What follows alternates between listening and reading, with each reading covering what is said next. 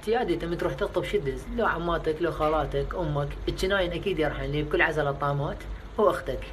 انت سولف لي من يرحن ويرجع، شي نقل لك من الصوره، ايش قد انت تحب البنيه يخربون معنوياتك. اول ما تبدا بالحديث تشنت كبيره. اقول لك هي حلوه بس شو وجهها اصفر ليش؟ بين فقردين؟ اي خطيه مبين من وجهها. تجي الوسطانيه، والله لو تبيك تخطب شنطتك اختي، طالبة كلية وتخبط حالاتها، بس يلا الف مبروك. اخر شي تجي هاي الصغيرة اللي بينك وبينها اسرار، اللي انت يعني معتبرها اختك.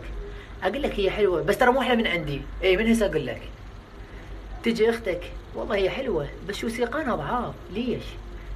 11 ترديها مثلا، سيقان بقرة. اخر شي تجي امك ختامها مسك امك. تذكر البنية قلت لك عليه بالفاتحة، الخشمة هيج، الحلقة هيج، ايش ما خلتني اخطبها لك؟ وين اكو بنية عراقية خشمها هيج؟ طير عرفان اللي هو خشمه هيج؟ يخربن معنوياتك بحيث انت